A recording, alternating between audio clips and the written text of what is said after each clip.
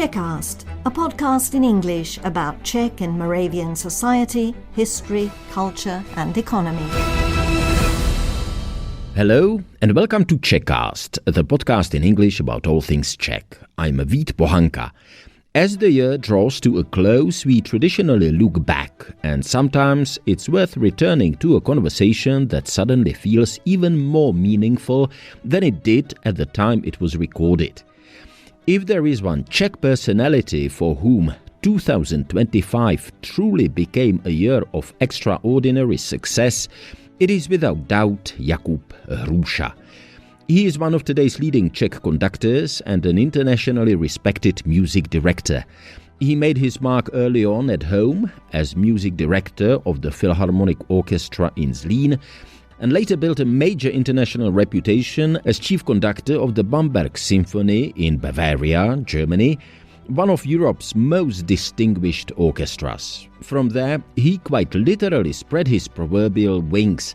When we spoke earlier this year, Jakub was preparing to take on one of the most prestigious roles in the world of classical music, becoming music director of the Royal Opera House in London, a position he assumed in September 2025.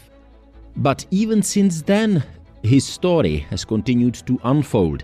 Jakub Hrůša received a state honor from President Petr Pavel in October, and it was officially announced that he will become chief conductor and music director of the Czech Philharmonic starting in 2028. So, looking back now from the very end of the year, it's clear that this was a conversation with a musician at a turning point, reflective, focused, and deeply aware of what music means in his life. So, on this New Year's Eve, I thought it would be only fitting to return to that long, unhurried conversation, recorded before the honors, before the headlines, and let Jakub Hrůša speak for himself. I'm Vít Pohanka, and this is Jakub Hrůša on Czechast, full unabridged interview.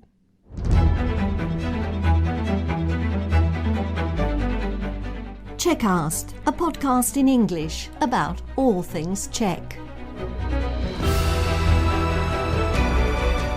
Whether you're an English-speaking expat living in Czechia and Slovakia, or a descendant of the Czechs, Moravians and Slovaks who left for a better life in America, Australia, Britain or Canada so long ago that you don't speak the language of the old country, this podcast in English is for you.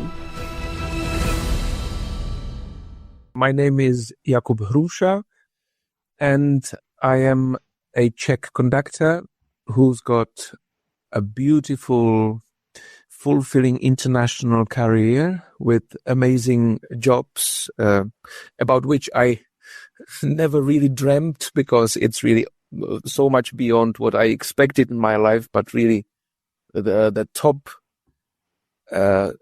work internationally, especially in London, Bamberg and Prague, these three cities being my home, basically, especially in terms of family, London and Prague.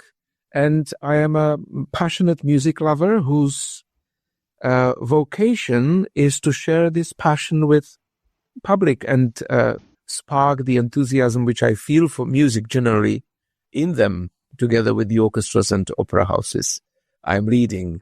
And I'm also someone who has been really privileged to succeed in what I would wish to everyone, which is to do as life's job, vocation, exactly that which one loves most. So all positive things. And on top of that, I have a beautiful family. So I would describe myself also as a family man. So how many kids have you got? I've got two kids, a daughter, 11 and a half, and a son who is almost 9. And where do they feel at home? Because as we are speaking, as I understand, you are in Bamberg in Germany, but of course, you are now very closely connected to London and will be staying there for some time. But you mentioned Prague as well. So the home of my children, or home of us as a family, is London and Prague. I would say these two places. Prague originally because both my children were born there. My wife, as well as myself, of course, is Czech. So we are an entirely Czech family by origin, and we speak Czech to each other constantly and always, basically. But for 8 years now, we've been living in London as a family, and that's the place where the kids go to school and where I have one of my main jobs, in terms of the responsibility and importance, probably the main one. So we're there, and I'm there now much more than I used to be, which is a good part. It's a novelty for me, a very welcome novelty. But when we can, which is every now and then in the half terms and in the holiday and Christmas and Easter in the summer and so on, when we can, we go back to the Czech Republic. So our wider family is there, especially in Brno, where my wife and I come from. And so we try to stay in touch with all of them. And so the children actually have a very beautiful connection to the Czech Republic, I should say. As you mentioned, you actually grew up in Brno. So are you one of those Brňáci who moved to Prague and never looked back? One of those Brňáci náplavy, yes. That's exactly what I am. I basically was in Brno until my adulthood, until about 17, 18 years old. And as I started studying at the university type of school, in my case, Academy of Performing Arts in Prague, I moved to Prague, and I never really abandoned or left behind Brno. We have a very strong connection there, and it's a very beautiful, actually, also professionally, because I used to work very regularly with the Brno Philharmonic, and recently I was also with the Brno Opera. So there is a beautiful connection, and in a way, Brno Public is extremely special for me, because I think for everyone confronting yourself in adulthood and as a professional and as a publicly known figure with those people who knew you as a kid and who also helped you to become who you are, there's a very special responsibility and pleasure in performing in Brno and in Prague as well, because that's the next stage. Yeah, so Brno, then from 18 years old Prague, and then to some extent from 2015, 2016, Bamberg, where I also have a flat where I stay, where I'm here, and last 8 years in London. So it's really kind of complicated, but I don't like really burning bridges behind me. So although it gets on my nerves very often, especially where do I keep my things, actually? Where do I have my, clothes and my books and my scores and my favorite pieces of furniture, whatever. I cannot really decide. And so I'm trying to remain in a beautiful relationship to all of those places. And there's a toll for it. I sometimes feel like I am nowhere and everywhere. But actually, also I like the feeling that I didn't need to do a cut and say, okay, bye Prague or bye Brno or bye Bamberg. So I am trying to be at home at all those beloved places. If you were to tell us something about what inspired you, to become a music director, conductor, was there a eureka moment or was that a process? How did you get to it? I think it's a combination of several of those aspects. So first of all, I should say to all public listening to us, my family is not professionally musical. It's sometimes fascinating for people to learn because it's kind of typical for musicians to be recruited or, originate from musical families. At the same time, and I find it as an advantage actually, I come from a family which always considered art of various types important and precious and, important individually, but also socially. And so art of all kinds was always present and revered in my family. And I showed, I think, a very naturally at very early stages of my life. As a kid, I showed inclination, especially to music. It was probably quite clear. And so my parents cultivated it in me. It's very simple. So they surrounded me with music, and they insisted, once I showed this talent, that I should, persevere and practice and do it and so on. It was not extremely strict, but it was also not benevolent. I think I got really quite a strong hand, especially from the side of my father, to do what he felt I had a talent for.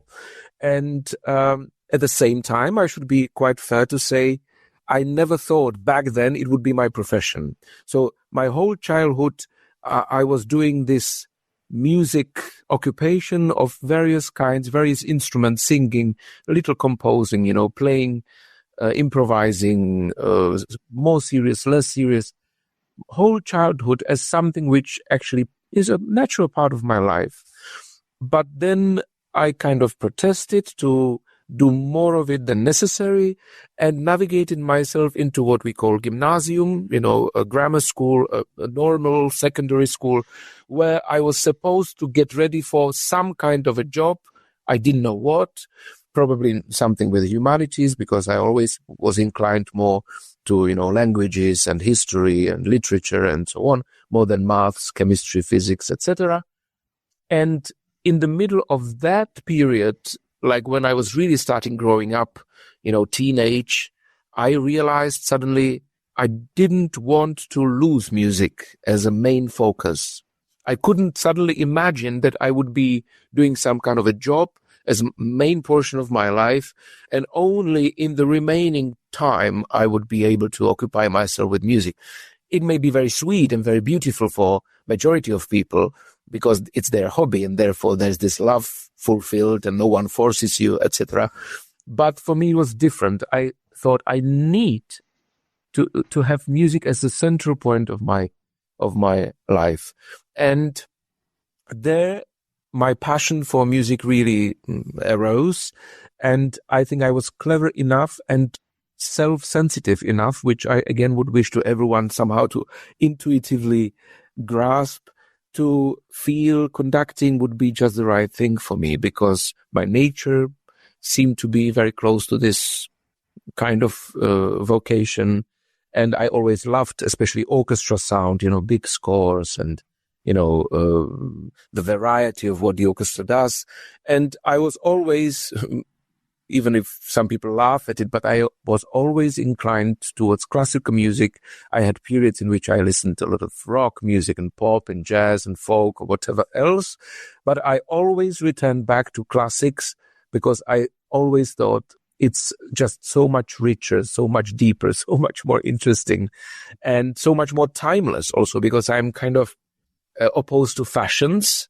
I don't like anything which is fashionable, is something I usually try to avoid.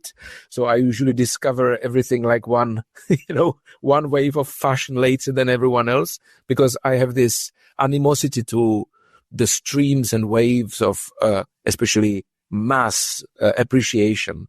I always like to have a little distance and go deeper to what I consider is surely worth it, So once I was 17 and 18 and I got to the Academy of Performing Arts right after gymnasium, I started this journey, and I've been on it since in an uninterrupted way, and in a very fulfilling way, because it just got better and better in all aspects. So I think, to cut it short, I've been very lucky, and I am very happy about all of it. Let me ask you, as a layperson, does a really good musician with talent, no matter whether he's a performer or whether he's a conductor or something like that, really need the academy? What does I suppose yes, but what does the academy give you extra that you couldn't get if you studied with someone, just one person, perhaps? Yeah, I think let's speak about conducting, because it's very different in different branches of musicianship. There are things which one can learn on one's own. And there are things which you cannot learn without rigid discipline at all. So if you want to be a concert violinist or concert pianist in a classical sense, there's absolutely no way possible that you manage as an autodidact, it's impossible. Of course, you get somewhere, but you need a know-how of personal teaching, of teachers who are personally connected to you. To answer your question, it doesn't necessarily need an institution. It needs the right people. With conducting, it's similar, but a little looser. So I think, first of all, you don't need to spend endless hours practicing, I believe, like instrumentalists need to do. So if you miss it in childhood, it's like ballet dancers or some sportsmen, if you miss it in childhood and if you don't invest with tremendous discipline, there are certain branches of music art, especially instrumentalists or instrumental art, which you cannot succeed at. It's just impossible. You cannot avoid the hours of discipline. It's unpopular to say, especially these days where everything seems to be promoted in terms of like people should love what they do and do it only when they like to do it. And children, tend to be handled with a lot of freedom, which on one hand is extremely beautiful. But I think this perseverance and discipline in playing an instrument is absolutely unavoidable. With conducting is a little different because conducting is much more about dealing on the best possible level with talented people who actually play, and you are navigating them. So it's a kind of a leadership position where you have to acknowledge the demands of the job, but you don't need to play every instrument. You don't need to, somehow measure the time you study the score by hours or days and weeks and months. Everyone can get there differently. But there are certain aspects which you have to learn, how the whole the whole job actually works in the world. And the academy or an institution can really provide a very beautiful background to speed up your learning, so that you get there somehow more easily.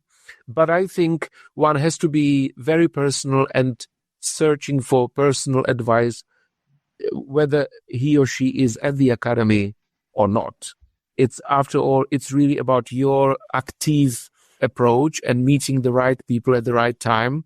And for example, if the academy would have, or any other school for that matter, rather passive, uninteresting, or even badly teaching teachers or professors, it's actually better to avoid it, of course, because it can have a very negative impact. I think in our branch, it's possible to have a career even if you didn't study conducting officially. It is possible. After all many amazing musicians become conductors at one point because they just get the wisdom and experience which is needed there. That's another aspect, because conductors get just better with age. It's just a matter of fact. You can show an amazing talent when you're a youngster, but actually the part of the inspiration which a conductor should radiate to the orchestra or opera house and then to the public, it's actually, you need time to get it. So, unlike ballet dancers about whom I spoke, who at one point cannot simply continue because they get to be too old, and they can teach and be choreographers, etc. Conductors really, unless they have a health problem, they can really thrive for a long time. And if they don't do something wrong, like if there's not some messed up personality and egoistic problems or lack of social intelligence, whatever you call it, conductors actually can get better really for the whole life. And I have now here, I just can show you, of course this is radio, I just got this DVD with Herbert Blomstedt, a Swedish conductor who is 98 years old. And he is as valid and as busy and as beautiful as any younger colleague, and actually more, because people just want to play the absolute best for him out of this authority, this natural authority he radiates, and this wisdom which everyone feels. But not every old man is like that, but the option is there. The violinists and pianists, and especially the singers, have it much, much more difficult, of course. Let me mention my own personal experience. Years ago, I had the really privilege to be in New York and meet Jiří Bělohlávek in the New York Metropolitan Opera, where he directed Janáček's Makrompoulos affair. So there we were, two Czechs speaking in New York Metropolitan Opera. There was a Finnish singer. I can't remember her name now. I'm sorry. But it was That's right. And the reason why I mentioned that, I just thought, it's so international. Yet you mentioned Jiří Bělohlávek quite often in your interviews as a strong influence and as a strong person. And he's a Czech. Well, he wouldn't, both Czechs, Jiří Bělohlávek and you. Why was he such an inspiring person for you? And is there perhaps an element of national understanding, if I may say, on this level? I think so. I think the similar background, starting from your last mention, it can help, yeah? It can help to understand each other, but it's not self-saving, because there are so many other Czech conductors with whom I have nothing to, share on a deeper level. And I have equally many amazing colleagues or inspirations internationally. But it helps, especially in terms of the relationship to what we naturally and deeply love, without being forced or without even being kind of curious about it or somehow special. There is an obvious connection to anyone who was growing up within the Czech culture to love the best result of it, and in music, the best composers and compositions, and to care and to be interested always in, care of, and be interested in the Czech musical institutions and musical culture and musical public, musical education, and so on. So there's this connection. Why he was important is that he was a fantastic conductor and also someone who had a very beautiful combination of, let me put it a little bit black and white, but it's actually valid, combination of mind or brain and heart, feeling. He was a very good technician, so actually an excellent teacher. Not everyone can formulate and show transparently what it means to learn the practical side of the job. But the main thing was his passion and love and enthusiasm and his generosity. So I think after all, what made him an amazing mentor, if you want, is that he wanted to be one. He wanted to share his wisdom and time and experience and his humanity with people in whom he believed. He was not like that with everyone. He was quite critical about other conductors and about young adepts, and he would not spend time with just everyone coming to him. But when he recognized the real interest and hard work and talent, probably three things which need to be there, he was extremely generous and went beyond just the formal structures of the academic curriculum. And here we are back to your question. So he was essential for me while I was studying, as well as another teacher for slightly different reasons, but the core is the same. Radomil Eliška, it was even an older generation teacher. And again, he went out to me and was able and willing to share time and experience with me and support and criticize constructively, positively. So it's those people. And I think in a way I agree with the saying which we sometimes hear, that you meet people of a kind you are yourself. So you are naturally drawn to people who basically are somehow needed by you in your development, at least if you are approaching the whole life positively. I would also recommend to anyone starting his career, studying, or just trying to find his or her way through life, it's very important also to avoid negative people.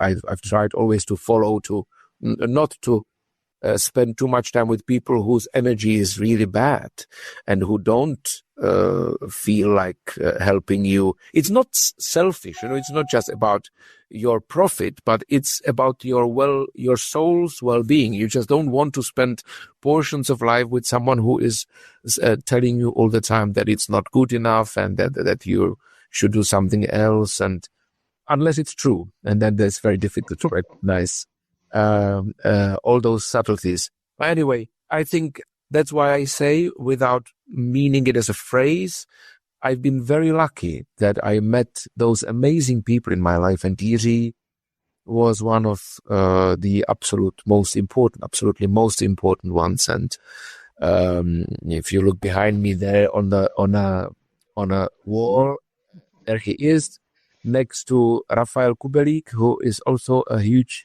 example for my life, and next to Kubelik there is my family posing in Rudolfinum for a professional photograph. Yes. What you were just saying, it reminded me of a British lecturer that we had back in the 1980s when I was a student in Olomouc, of all places, in Moravia. And he told me that some of the Czech teachers at the exams, they have a tendency to find what you do not know. And, to tell you don't know this, you don't know this, you don't know this. But there are other teachers, and they unfortunately were not so prevalent, I would say, in my experience, who try to find out what you really know during the exam, and then try to build on that. If I understand correctly, Jiří Bělohlavek was one of those people who help you to build on your talent and on your capabilities. Oh, yes, absolutely. And after all, he was not interested in any exams whatsoever. I mean, he taught anyway in a very different way than teachers usually teach. And I think he had a very special position also at the academy back then. He officially was teaching there, but he was not willing to become a part of bureaucratic structure somehow. And on the contrary, fortunately, his personality was so strong that everyone allowed him to be different. I think at the zeitgeist, the flair of the time back then was different from today. 20 years ago, today maybe he would have had a harder job to do.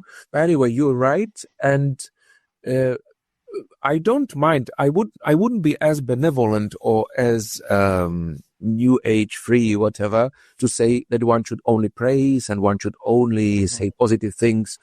I see dead ends in that area as well. But I think and I know it actually daily from my work with the orchestra, in fact, the job of conductor is actually always to recognize immediately where are the potentially weak points or lacks of strengths in what the orchestra is doing. And of course, your job is to improve it, and everyone kind of expects it.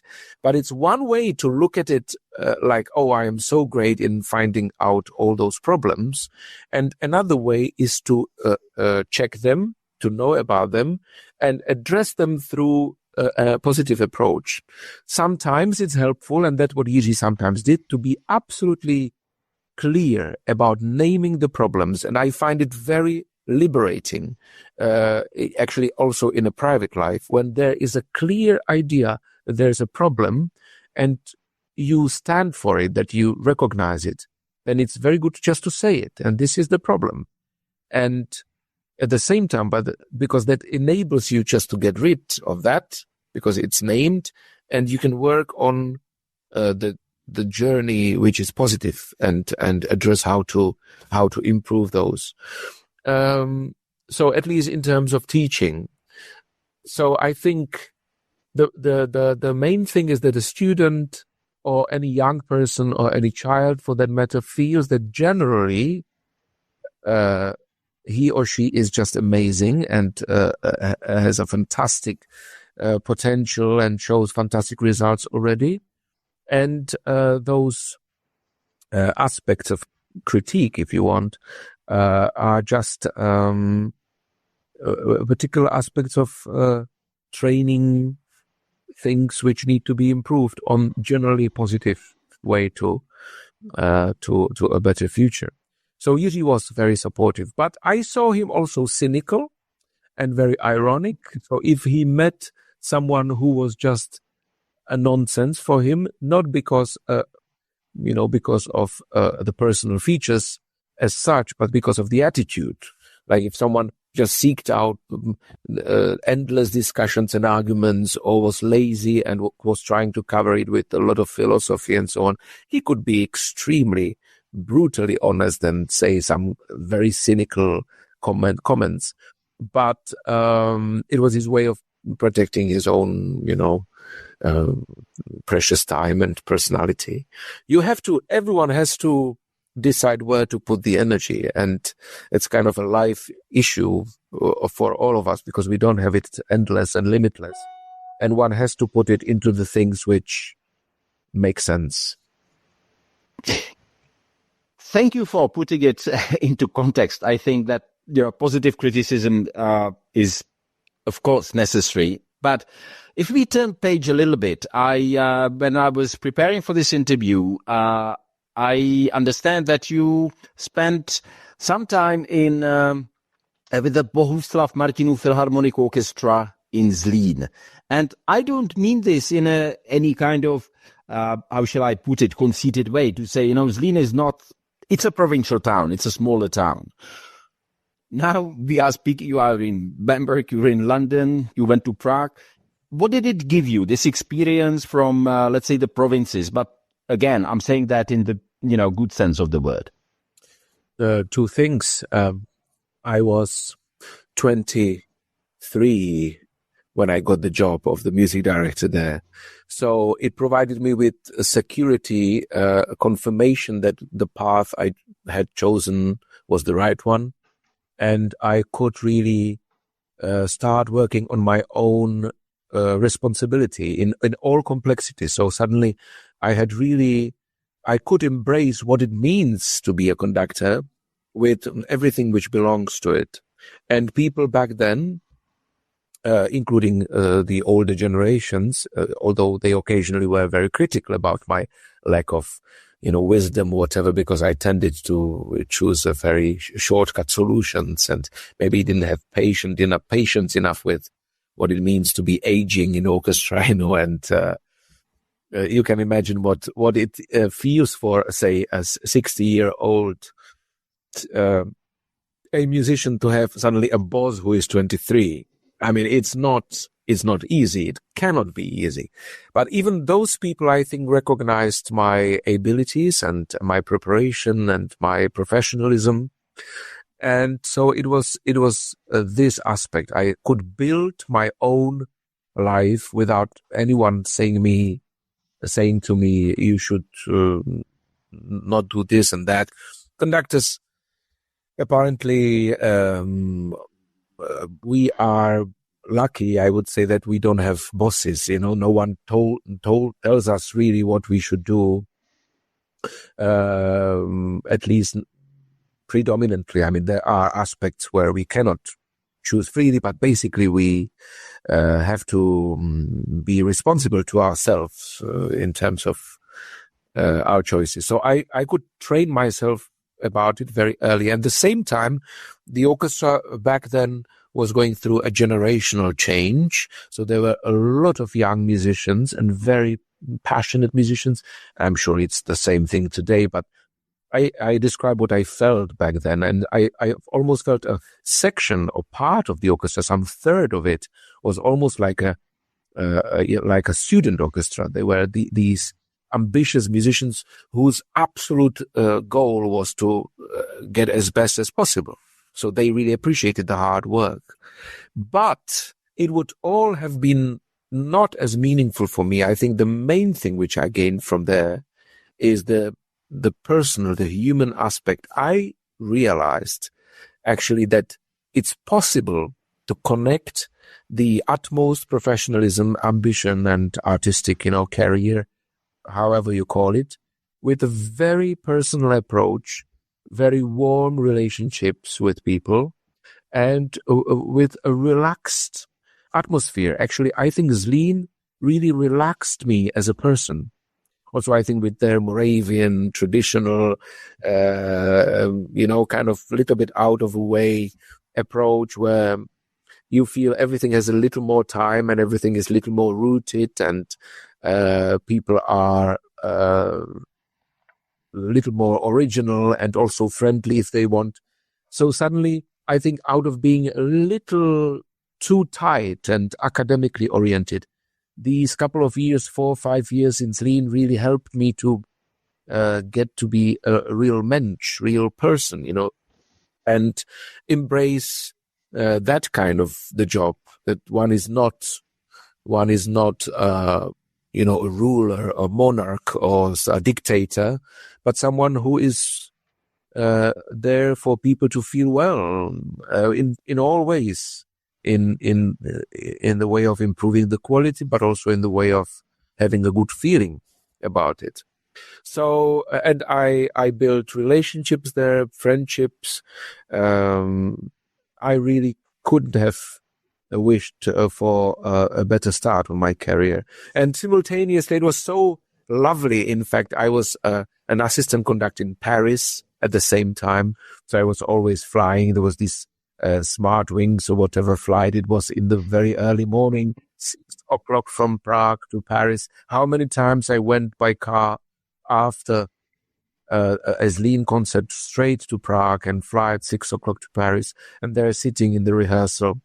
And of course, observing the big world, this Western metropolis with the best conductors, best soloists, and best orchestras and opera houses, and being shocked and impressed by that and inspired by that, but simultaneously thinking with love, in fact, about my orchestra in Zlín, where I can actually, in portions, make also this dream happen, like, of course, Zlín cannot be Paris, but in fact, back then, for me, it was actually more important, because there I could be my own master, and I could create something I could be proud of. And just to summarize at the end, I think almost objectively, although of course you cannot measure it, but there was a very natural gossip or very natural talk about Zlín being absolutely the best out of the regional orchestras back then,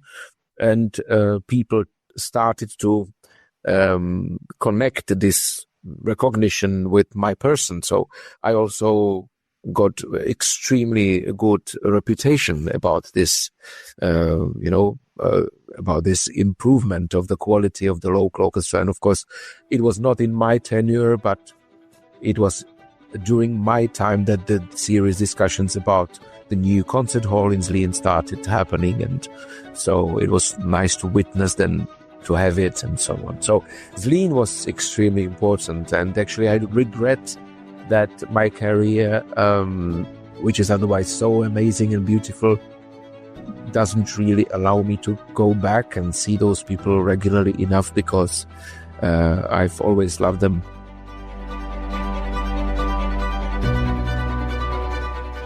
You are listening to Czechast, a podcast in English about all things Czech. I'm Vít Pohanka, and in this special New Year's Eve episode, I return to my conversation with Jakub Hrůša, a Czech music director for whom the year 2025 was very successful and rewarding. There is a saying, co Čech to muzikant, meaning that there is a musician in every Czech. What does Jakub think? Is there still some truth in it?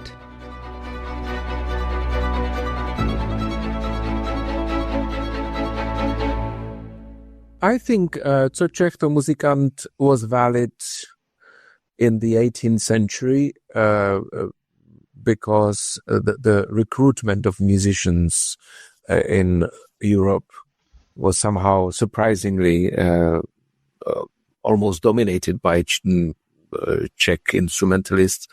But it's also maybe, and that's the other side of the same coin, because they didn't find enough opportunities to work back home, and so they flooded the surrounding countries, and there was an aspect of it as well. I think music is important, and generally art is important in our area of the world, in Central Europe. After all, if we really consider ourselves a part of this Central European identity, if I can put it that way, I think that's where at least a huge part of, especially instrumental classical music, has its most intense home, so to speak. You know, it always was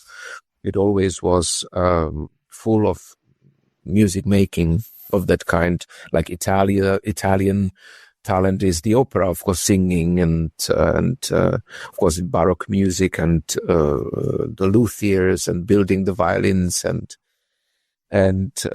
so on. Similarly, theater, very much so in Britain, for example. You know, every place in the world has some inclination. So I think music is or has been important always for us.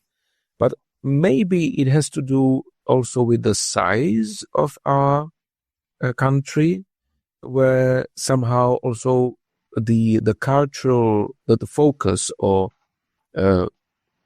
directing the best talents of people into art and into music maybe is a side product of being relatively weaker in terms of politics, you know. So I think because art, unlike business, is, at least in an ideal world before globalization, is very much thrives on the local inspiration. You know, the best results of art usually have some kind of a natural connection towards the place where you live and where you're at home and you grow up, has given you or gives you.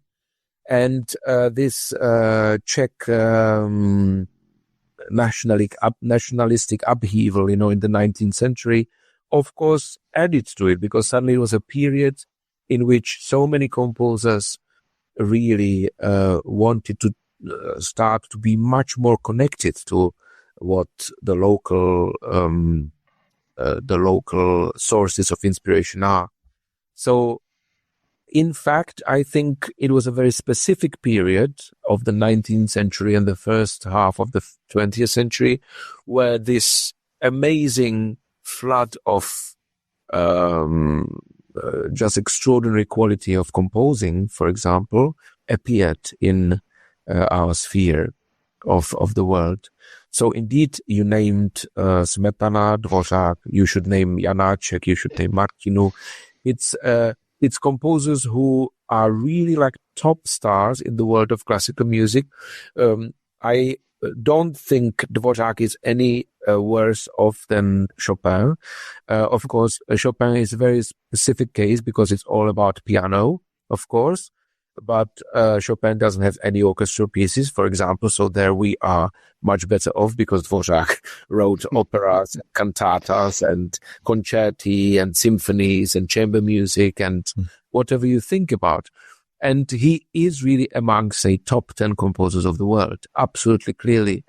And the beautiful thing is that he is amongst top 10 composers of the world, not only because that's the first thing, because he was a master, genius, talented, hardworking, simply an amazing composer as such anyway.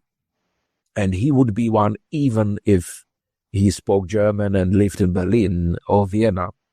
But in fact, the popularity of his is inevitably connected to his Czechness as well. Well, people like the flavor of his music, which very naturally reflects our traditions and our songs and dances and roots and so on. But I should stop there, probably, because I don't think nowadays in the year 2025 we should not just be all the time speaking about how great we are in music and name Janáček and Dvořák, But I still think, and I would so much wish it doesn't change too much, I still think really that, for example, our relationship to music education in the Czech Republic is still on relatively virtuous and high level compared to majority of countries. And sometimes people cynically say, it's only because we are behind, and we will also get there where Western European countries, for example, are. And I am very sad about it, because it seems like everything which is not pragmatically causing an effect is put aside, and this ever appraised an idea of progress, and simply people in so many countries consider music as something which can be tolerated as a personal hobby, and I think it's something extremely important for us human beings, and something extremely beneficial for children, especially growing up children. And there, in this area, compared to Italy, where you don't have music in elementary schools, compared to state education in Britain, where you don't have music much present. Now, here in Bavaria, in Munich, they are discussing also cancelling education of music because it's considered redundant, and I find it just a catastrophe. And I would wish, also seeing how much public there is for classical music in the Czech Republic still, even young generations. Of course, I'm not naive, so I know I live in some kind of a bubble, but still, compared to some other countries who are so oriented about just business, money, economic profit, or whatever, not that music doesn't bring it, it brings it as well. We still see a huge amount of interest about arts. And I say, like, even people who don't really go ever to a concert hall or to an opera performance, they still somehow register it exists. And I think it has to do also with a specific identity of our country, where we kind of hold together in some way. It has also its problems. We can be chauvinistic or not tolerant enough and not diverse enough, but it creates this kind of connection amongst ourselves, which holds music somehow in esteem, at least relatively. And that's what I am very proud of. And that's actually, in all honesty, many other countries actually envy us, because they think how it's possible. It's a simple fact, like in Britain, it would be impossible ever that a prime minister or a minister of culture would go to a concert and opera performance, because it's out of their scope. They just never do it. And we still have these also symbolic acts. The president Petr Pavel just says, yes, I will have a symphony orchestra playing a Te Deum at my inauguration. It's these little things, even if he might not be religious and he might not be a fan of classical music, but he acknowledges it's important for the culture of our country. And that's something I'm, at least for the time being, very proud of.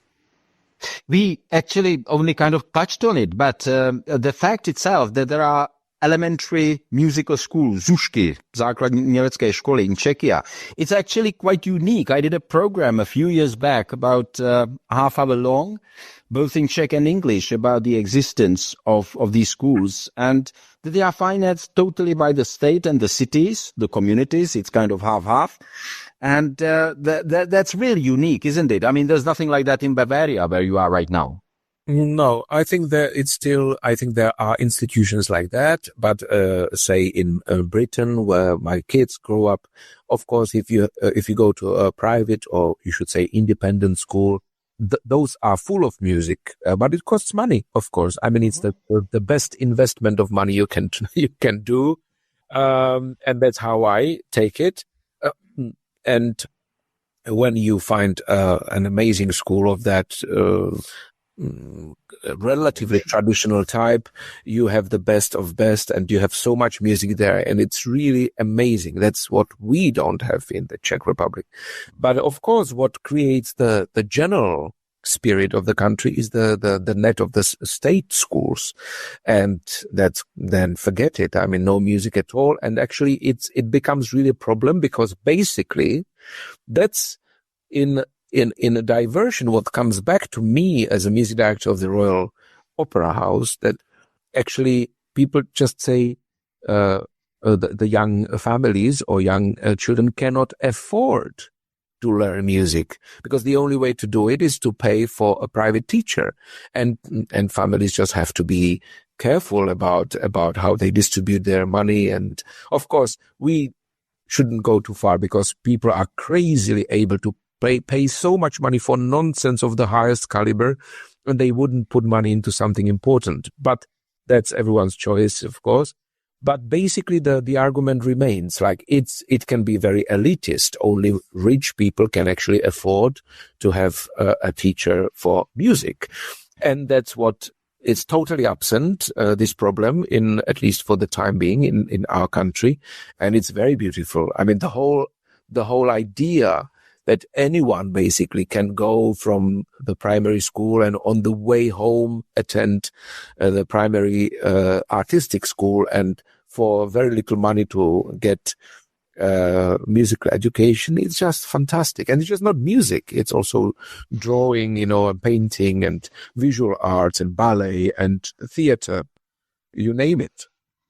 Exactly. I mean, just for the benefit of the listeners who might listen to us, I don't know, in the United States, the elementary artistic schools, they are not just musical schools. I mean, they have these programs, and they cost really just a fraction of an average monthly salary in Czechia for a whole year. Yeah, so it's you pay something, but it's very little. But let me steer this a discussion a little bit more to London, because that's where you are going to be now, I suppose, most of the time, even though you are speaking from Bamberg. I looked up that in you had your debut at London Proms in 2017, right? That was my prom debut, yeah. But I had prom debut. Yeah, that's what I meant. It's in London before, but yeah. You had been to London before. Yeah, your prom debut. And I mean, the reason why I'm mentioning that is what I read was that you had a special program with Czech music. And I was wondering which composers you chose.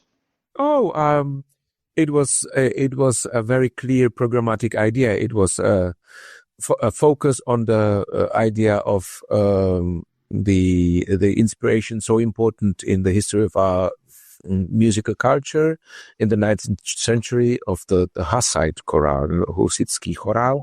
So we at one point in the discussion, this idea arose, and then I suggested really a selection of pieces which all had to do with this inspiration. So I even had a local chorus, BBC singers who sang Ktož sú boží bojovníci, who are warriors of gods, in unison, like the way the Hussites might have sung it on the battlefield. And then we continued through all possible pieces influenced by that. Tábor and Blaník by Smetana. Then we played an excerpt of the next thing was the Field Mass by Martinu. Of course, that's not naturally so closely connected to the Hussite chorale, but there was the idea of music played or sung on the battlefield, basically. And then we played a part of the excursions of Mr. Brouček to the 15th century by Janáček, where the idea of the Hussites and their virtues and historical importance is also depicted. And we played Husitská Overture by Dvořák, and we played Suk's symphonic poem Prague, which doesn't explicitly have a Hussite chorale as its material, but it's so similar to it that many people actually think it's like that. Suk very vehemently said he didn't want to copy it or didn't want to reflect it, but actually the virtue is the same. So it was one of the most interesting programs I've ever done, because it had a very clear focus in one direction, and yet it was extremely rich and extremely colorful. But it was concentrating on the Hussite kind of heritage, right? If I say yes, and the reflection in music. Yeah, it was a thread of it which connected the pieces which would have been interesting even without it. It's one of those cases where you find a very beautiful general connection between pieces which anyway would work well in a repertoire of a concert.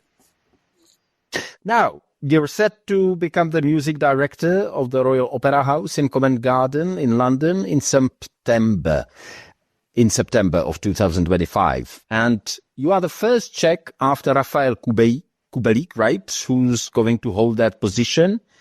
Well, sorry to interrupt you, it's true. It's always mentioned, and of course, I should not negate it, because it's of course absolutely true. So I acknowledge it, and as I told you, Kubelik is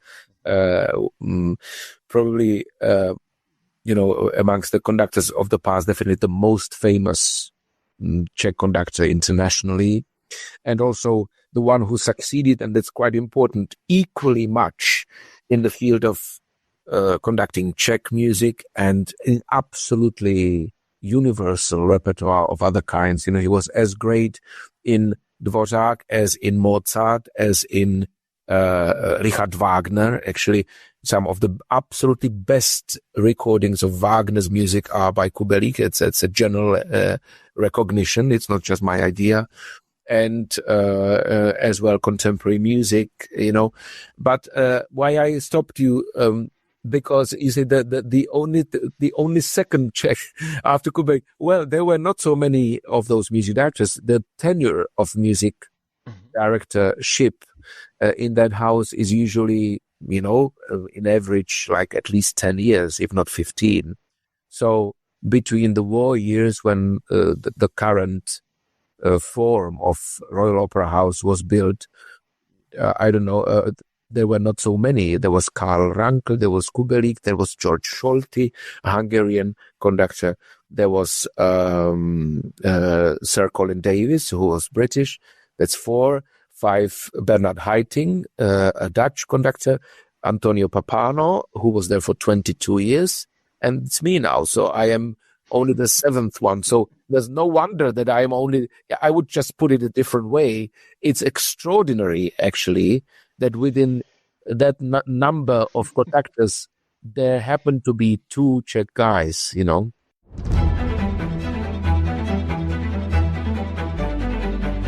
You are listening to Czechast, a podcast in English about all things Czech. I'm Vít Pohanka, the host, and my guest today is Jakub Hrůša, a prominent Czech music director who's going to take over the music directorship of the Royal Opera House in Covent Garden, London.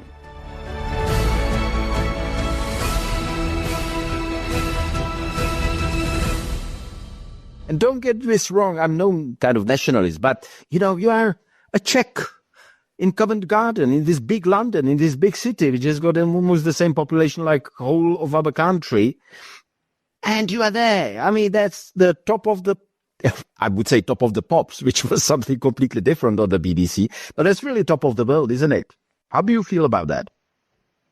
I felt a little concerned about too much of a responsibility between the appointment 3 years ago and my first work after the appointment, which has just finished. I'm now in December and January on Jenufa.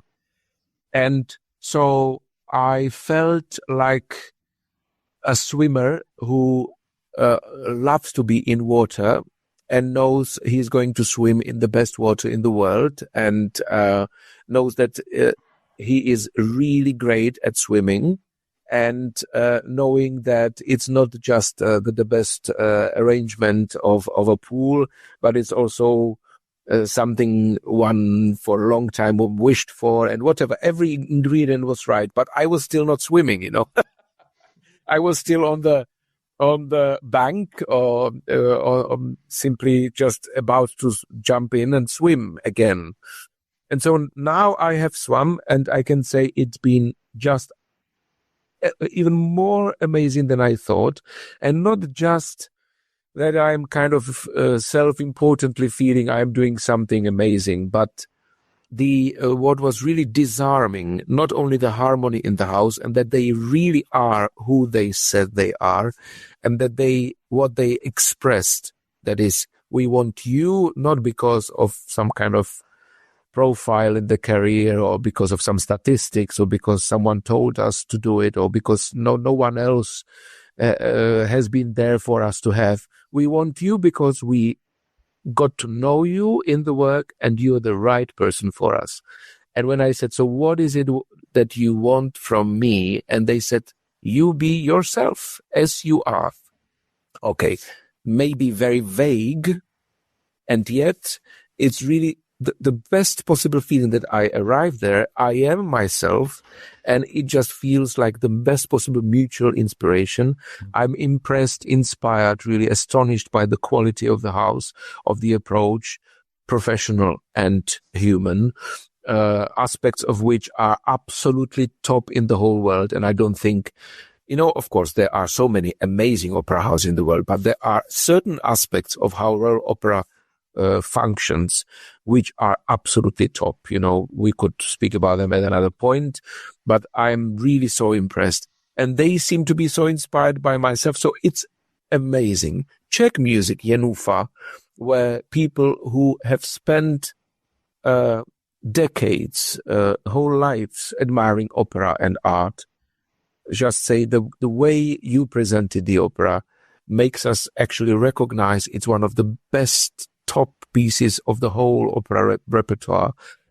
Thinking and feeling that people actually don't consider Janáček and his Jenufa as some kind of export from exotic places, but really an integral part of the best European art in theater. All of that, reviews, some 15 odd reviews, out of which 15 were absolutely raving about musical quality. That all is just fantastic. But on top of it, the public, I really feel so welcome by the London public. And that's something I really didn't expect as much. I thought it will take years for me really to prove myself after this amazing tenure of Tony Pappano, who rightly is considered one of the best opera conductors out there. And he was there, as I said, for 22 years. And I thought, now, it's really a hard thing to follow. And yet it feels like the best thing ever. Anyway, it will have its, downs and ups, and every job has it. And the situation of opera on a British market, in a British society, is not easy at all, because, as I mentioned a little bit, by many politicians, it's considered elitist and exclusivist and somehow anachronistic or whatever, too expensive, even if the opera house actually proves in every single file they produce that they're everything but this.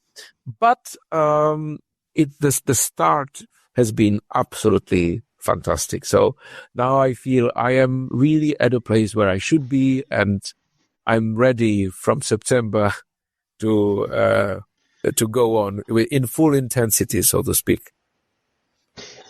You've been very generous with your time. I hope we can still talk a little bit. And from what you said, as a layperson, I have a question. Why did they name you 3 years ago? I mean, is that a normal thing? I mean, that they name the next musical director at Covent Garden 3 years before the end of the tenure of the present one. Yeah, well, we plan about. My calendar 2 years ahead is absolutely day by day full. It's impossible to change anything, and basically, I have basic features about 2028 already now.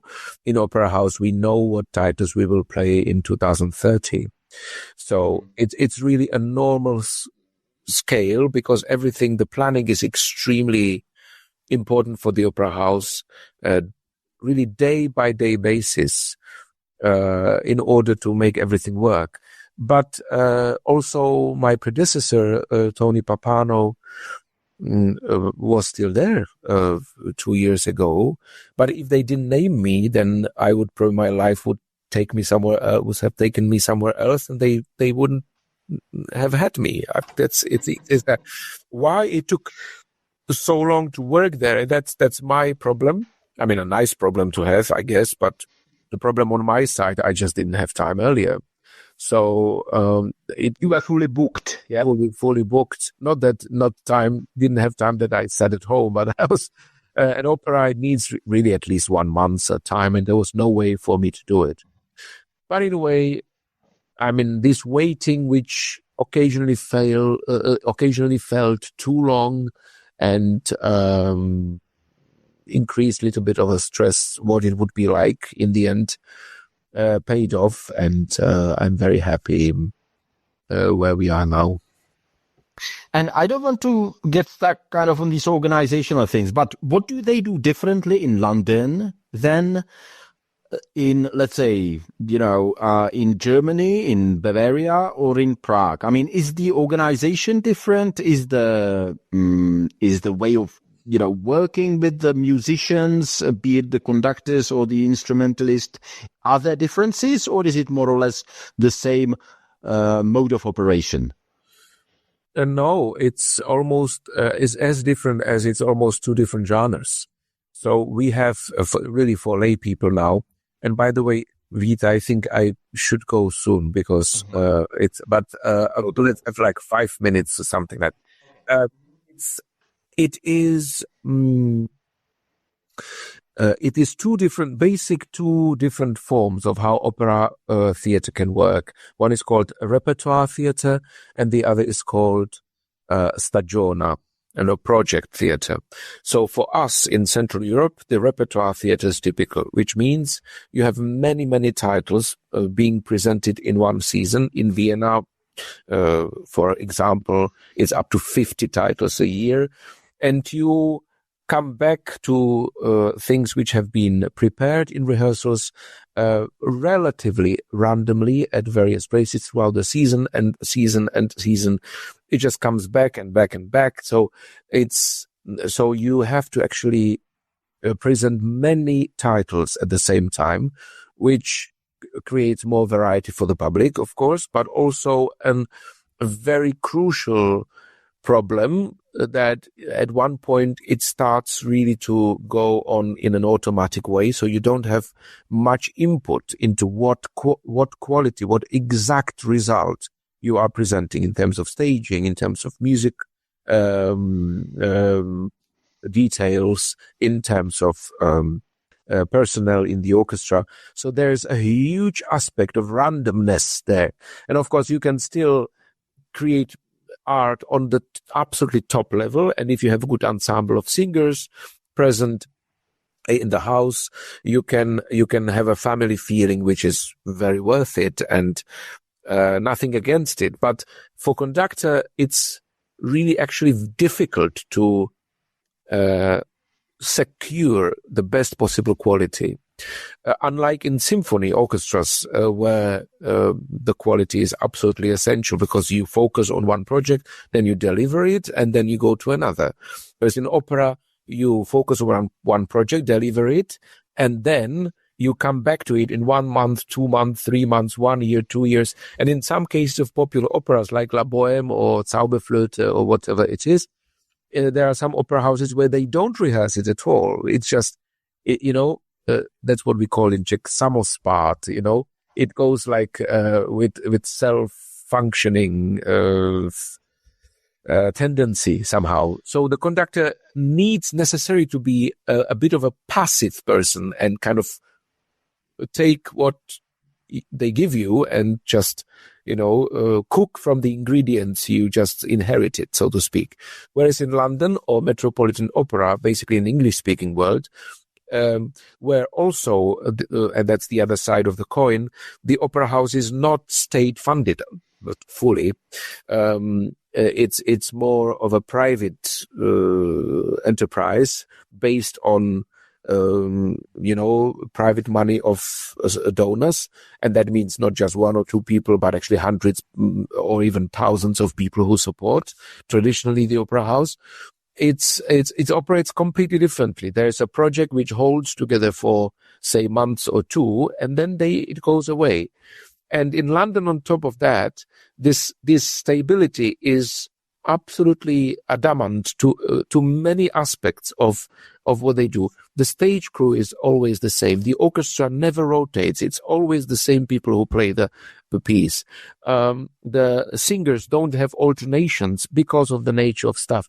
So it's not like every time you go to the theater, you have a different combination of singers. You have always the same team. Ensemble.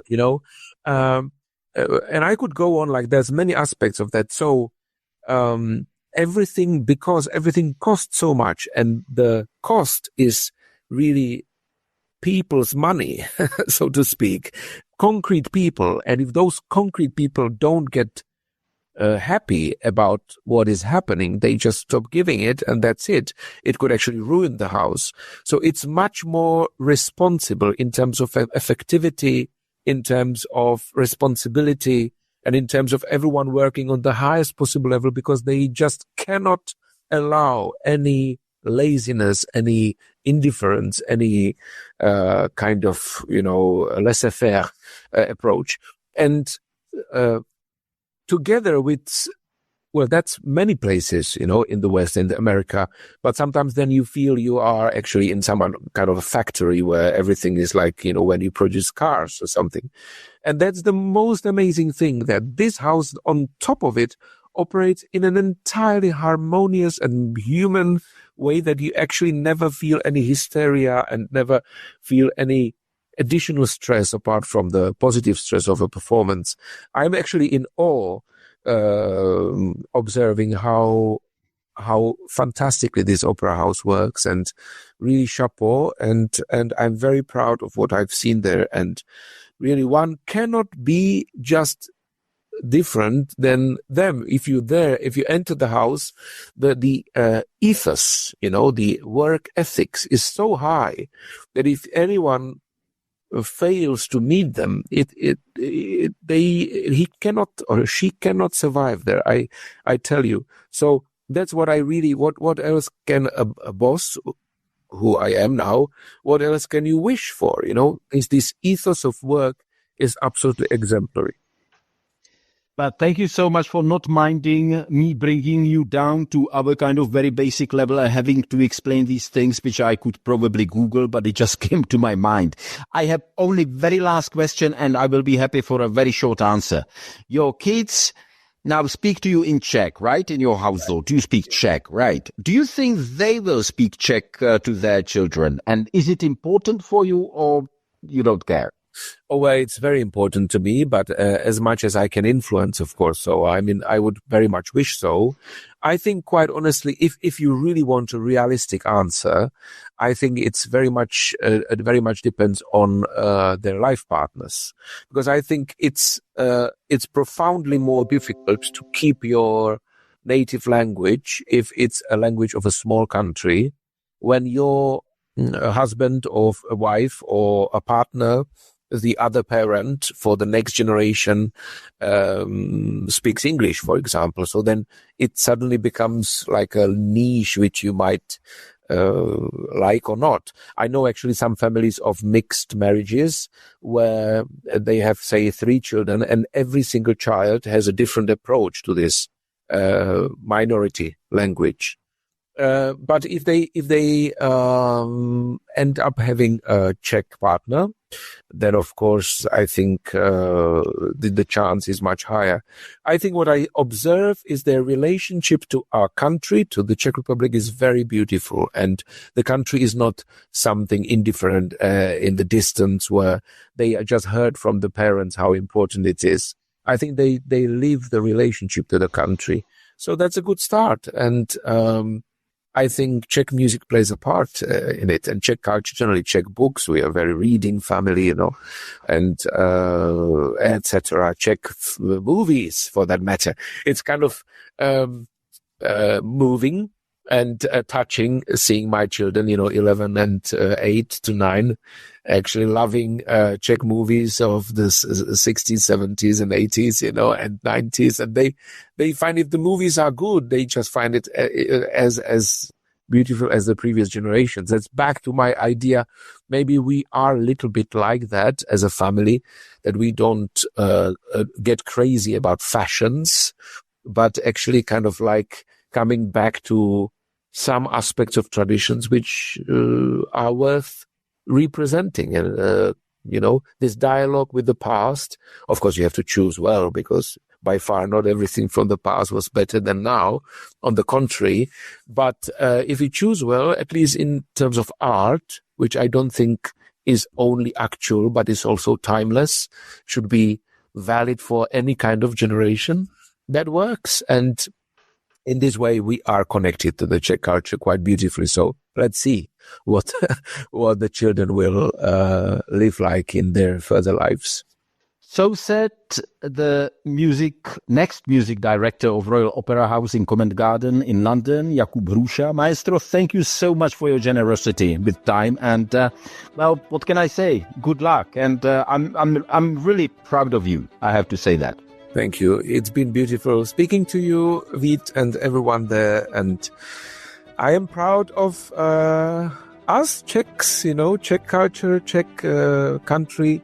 It's not popular these days to say so, but as I said, against fashion, I say so happily.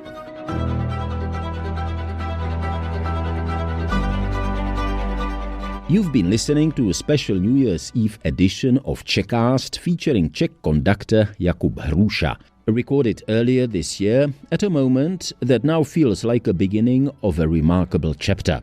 If this conversation resonated with you, you can find more episodes of Czechast wherever you get your podcasts, exploring Czech culture, history, music, and the people who shape it at home and abroad. Thank you for listening. Thank you for staying with Czechast throughout the year. And wherever you are as the new year begins, I wish you a calm, hopeful and inspiring start to 2026. I'm Vít Pohanka, this was Czechast. Thanks for listening. And as we say in Czech, naslyšenou.